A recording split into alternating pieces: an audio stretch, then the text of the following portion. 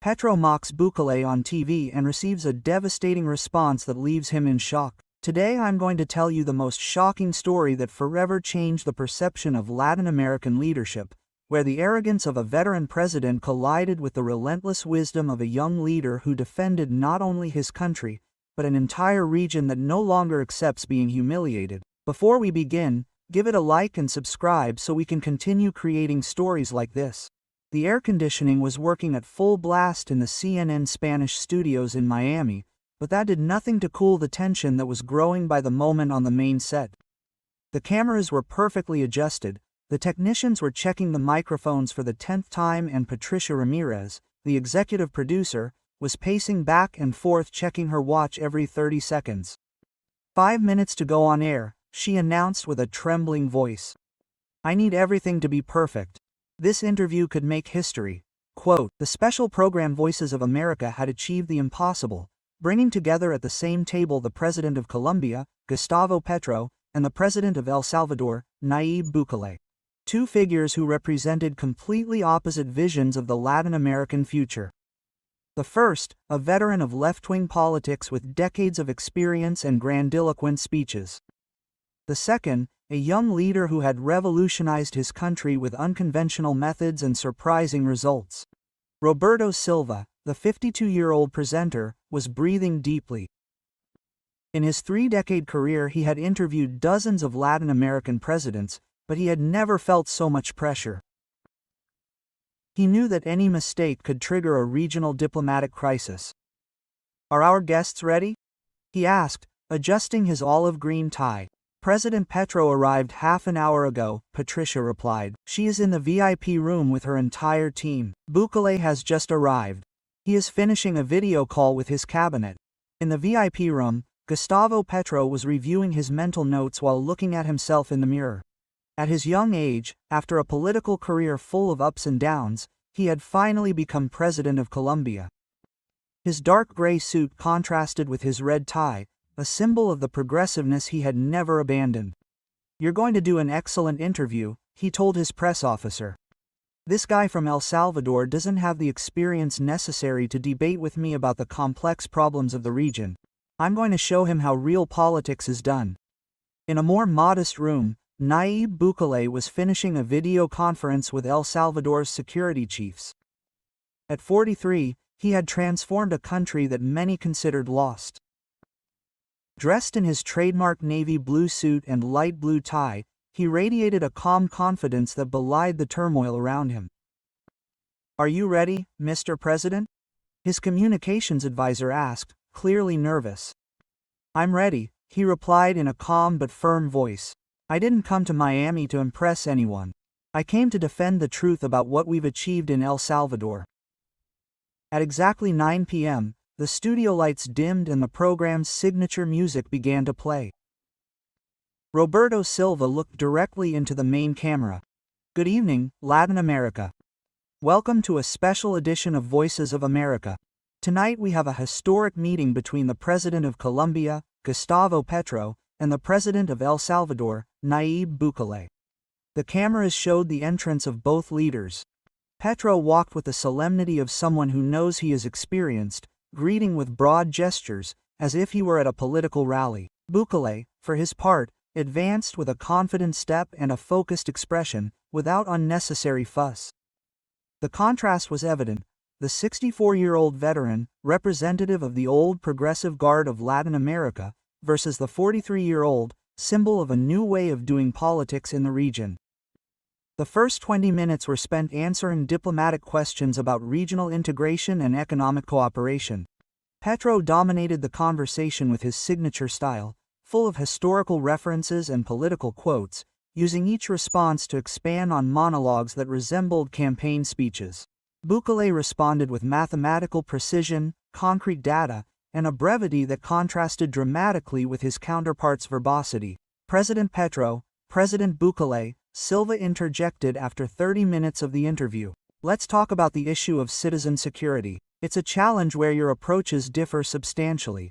Quote, Petro leaned back in his chair with a condescending smile. Look, Roberto, The issue of security is complex, very complex. It cannot be solved with simplistic or populist measures. It requires a comprehensive approach that addresses the social roots of the problem: inequality, lack of opportunities, historical exclusion. We in Colombia understand this because we have been dealing with these issues for decades. Quote, "The problem," he continued, looking directly at Bukele, "is that some young leaders, without the necessary experience, believe they can solve structural problems with magic solutions that go against human rights." The tension in the studio could be cut with a knife. Behind the cameras, Patricia Ramirez felt her pulse quicken. "Let me answer, Roberto," Bukele said in a calm but firm voice. "Experience is not measured in years of politicking, but in concrete results for the people. My country went from being the world's murder capital to being the safest country, quote, of Latin America in less than 5 years. Human rights are not compatible with allowing gangs to murder, rape, extort and terrorize innocent families." Petro interrupted with a sarcastic laugh. "Militarization, states of emergency, mass prisons. Come on, President Bukele, you took authoritarian measures that go against all international human rights standards. In my country that is called a constitutional violation, something that perhaps they should review in El Salvador." The comment caused a deadly silence in the studio. Silva tried to intervene, but Petro continued. "El Salvador, do you know what the problem is? That they confuse temporary results with permanent solutions? That authoritarian methodology always ends up turning against the people themselves. It is a mistake that Latin America can no longer afford." The cameras focused on Bukele, whose face remained calm, but whose eyes reflected a growing determination. "President Petro, before talking about authoritarianism, could you tell us how many Colombians have been murdered during your presidency compared to the Salvadorans murdered during the mine?" The question hit the studio like a bombshell. The technical team exchanged nervous glances. Petro blinked several times, his smile fading momentarily. "Of course I know the figures," he replied dismissively. "But you can't compare countries with different realities. Colombia has a complex situation inherited from decades of conflict." "That doesn't answer my question, Mr. President," Bukele insisted with absolute serenity. "I asked him for specific figures. How many homicides has your government reduced? It's a simple question that requires data, not justification." Silva, recognizing that the interview was taking an explosive turn, tried to mediate. "Perhaps we could return to the subject of regional cooperation." No, Petro interrupted, visibly irritated but maintaining his composure for the cameras. "If President Bukele wants to talk about numbers, let's talk about numbers. El Salvador is a small country, very small, with very specific problems. It's easy to manage 5 million people when you have authoritarian methods." Quote. Bukele nodded slowly.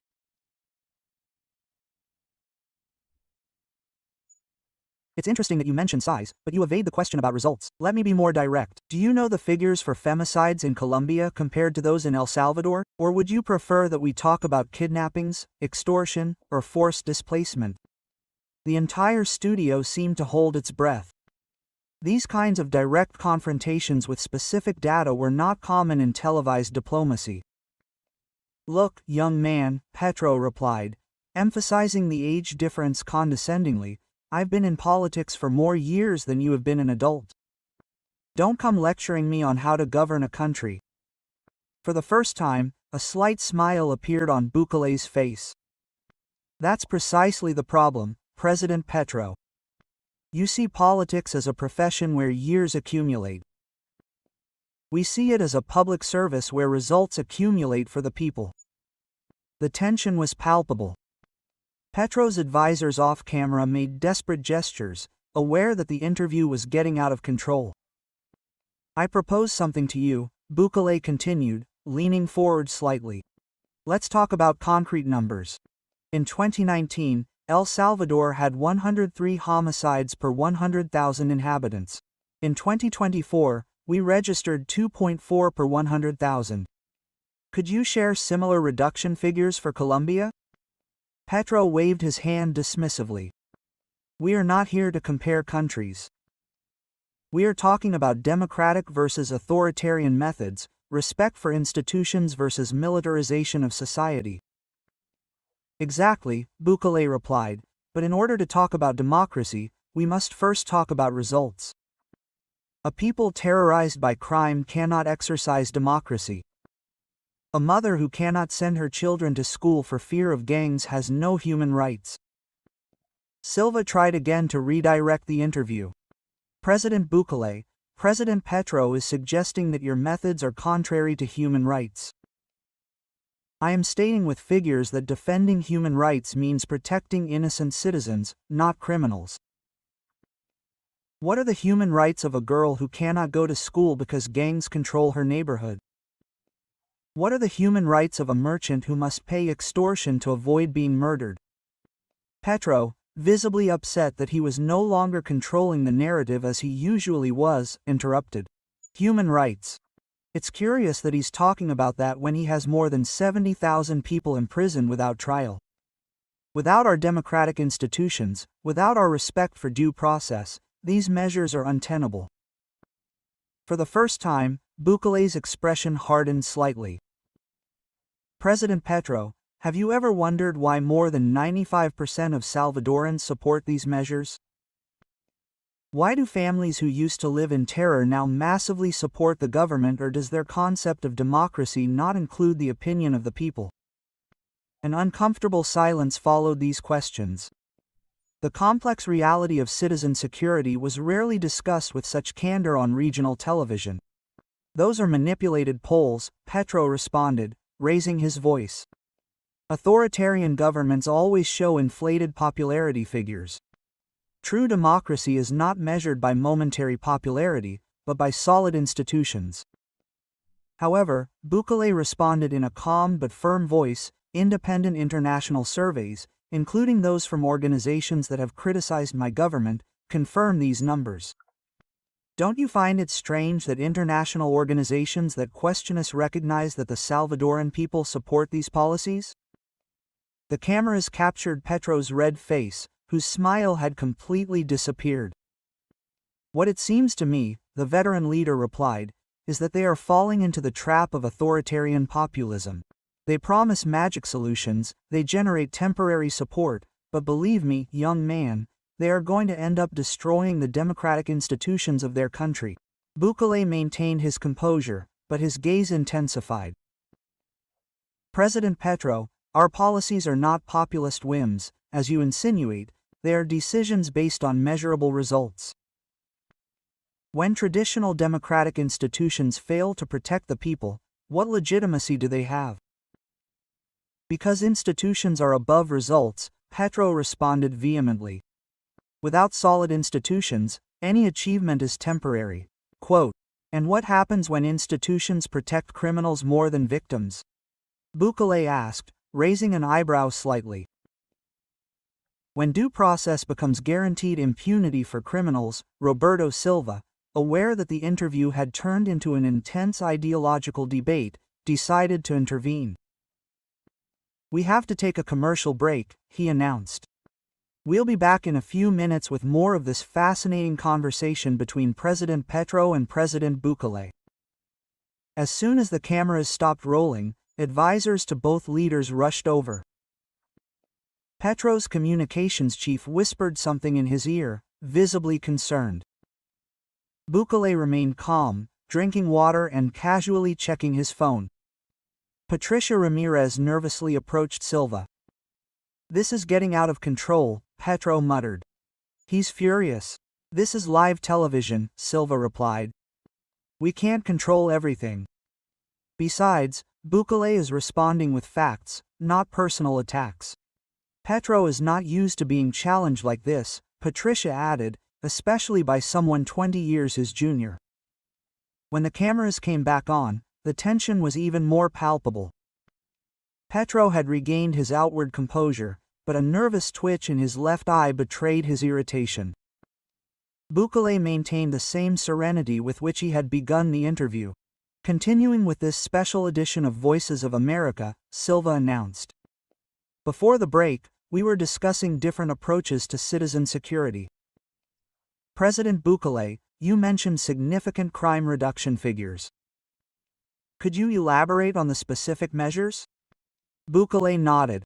When we took office, El Salvador registered between 15 and 20 homicides per day. The gangs controlled 60% of the national territory. After implementing the territorial control plan, we have achieved entire days without homicides. We regained total control of the country in less than 2 years. Petro could not contain himself. That is because they militarized society. They filled the streets with soldiers and police. Any country can reduce crime if it violates the fundamental rights of its population. It is interesting that you mention that, Bukele responded calmly. For decades, traditional approaches in El Salvador have failed miserably. Governments of the right and the left have applied international recipes, social programs, roundtables, social reintegration.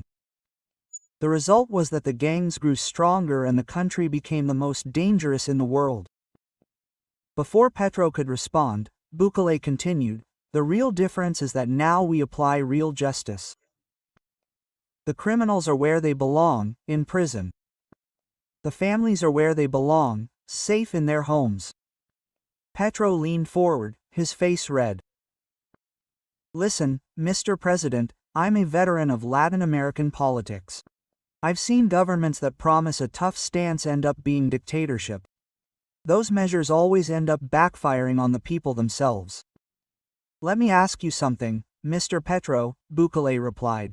"You say you're going to put Nicolas Maduro, the head of the cartel of the Suns, in jail, and God has given you hair in the sacco. Doesn't that seem like populism to you, or is it only populism when others do it?" Quote, the comment provoked nervous laughter in the studio. Petro stiffened. "That's completely different. We're talking about dictators who have violated the human rights of an entire people. You can't compare common criminals with international tyrants." "Ah, so selective justice does exist," Bukele replied with an almost imperceptible smile.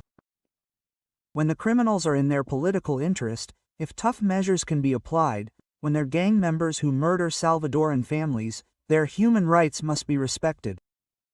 The answer left no doubt. Petro was momentarily speechless. Silva took the opportunity to change the subject. "It is fascinating to see two different interpretations of justice. President Petro, you have always defended peace processes. President Bukele, you are committed to direct confrontation. Can these approaches coexist?" Petro regained his composure. "Each country must seek peace through its own means.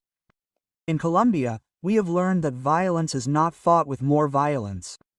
Peace is built through dialogue, social inclusion, and transitional justice.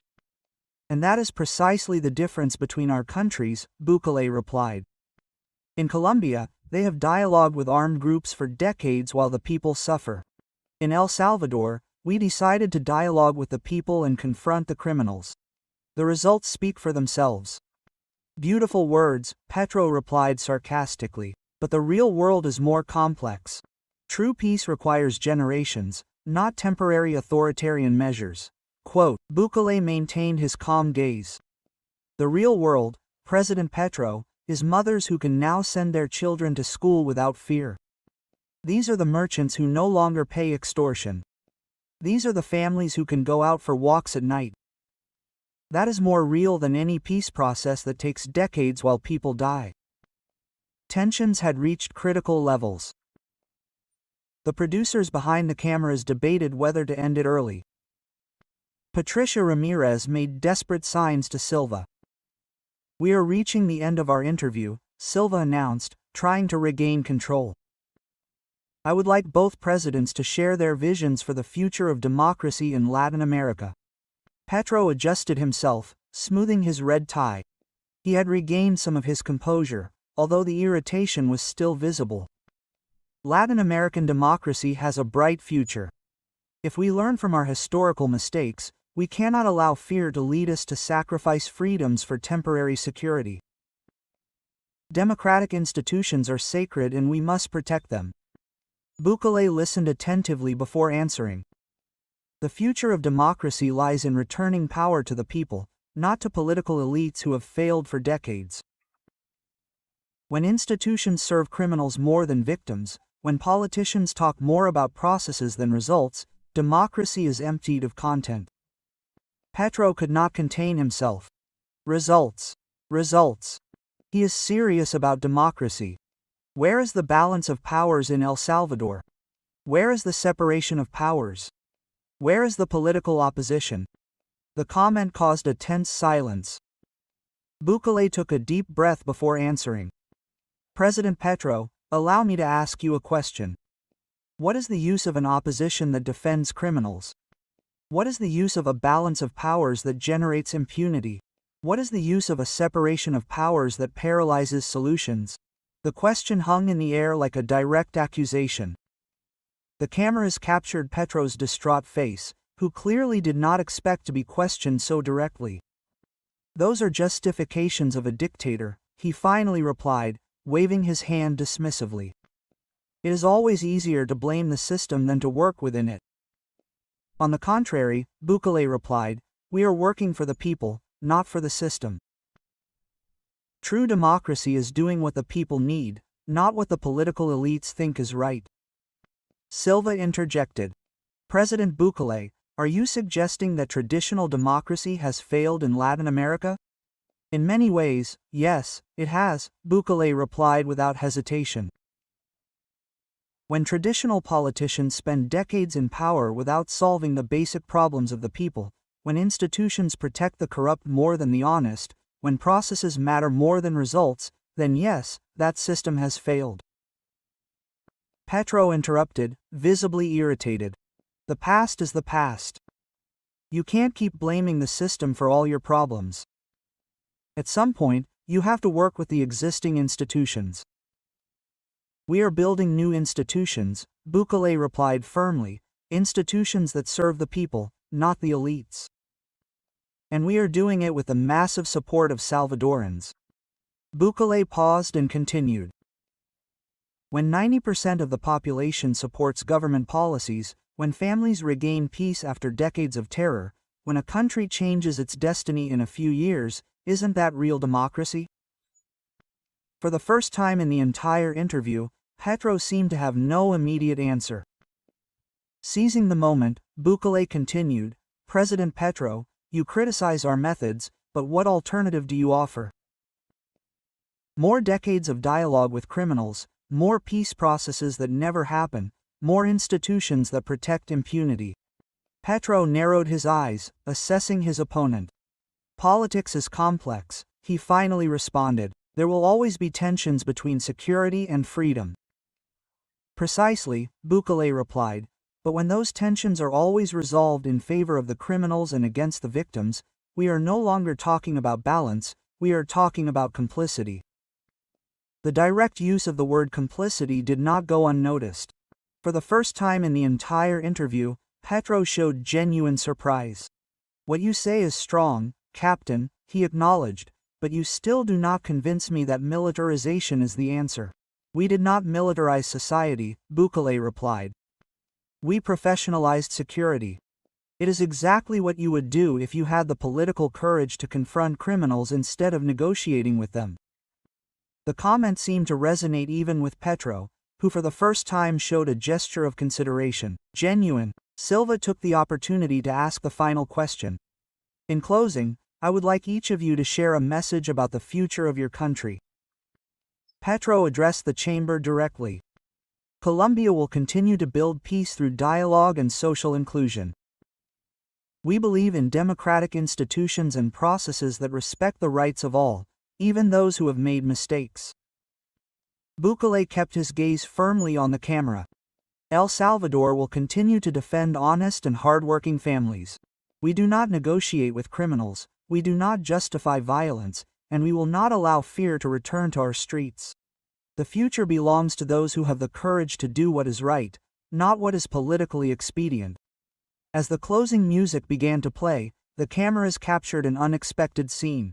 PETRO extending his hand toward Bukele. There was no warmth in the exchange, but rather an acknowledgement that seemed to say, he has been a formidable adversary.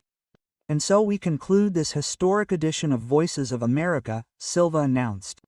A conversation that will undoubtedly shape Latin American political debate. In the following days, the meeting went viral. Clips of Bukele responding to Petro with facts, precise messages and compelling arguments flooded social media. For many observers, especially among the new Latin American generations, Bukele had become the symbol of a leadership that no longer accepts the traditional excuses of regional politics. What no one could deny was that something fundamental had changed. In those 90 minutes of television, political dynamics established for decades had been publicly questioned. A young president had challenged traditional narratives, and he had done so not with ideology, but with tangible results. 3 weeks later, in his presidential office in San Salvador, Bukele received a call on the other end of the line, the voice of Gustavo Petro. President Bukele, the Colombian president, said, "It was an intense conversation we had. I have been reflecting on some of the points I am raising." Bukele smiled slightly. Latin American politics was changing, perhaps more quickly than many wanted to admit. "Of course, President Petro," he replied, "we are always open to sharing experiences that benefit our people." What do you think about this confrontation? Do you think Bukele's methods are the answer for Latin America, or do you think Petro is right about the risks? Leave us your comment and tell us from which country you are listening to us. And that brings us to the end of this story. I want to thank you from the bottom of my heart for joining me this far, for dedicating your time and attention to this content. Every like, every comment, and every subscription mean a lot to me and are the engine that drives me to continue creating. If you like this video, don't forget to like it, subscribe if you haven't already, and activate the bell so you don't miss any new content. Your support is invaluable. Before I say goodbye, I want to remind you that behind each video there are hours of work, passion, and dedication. So if you like this content, share it with someone else and help me reach more people. Thank you again for being here, for being part of this community. See you in the next video.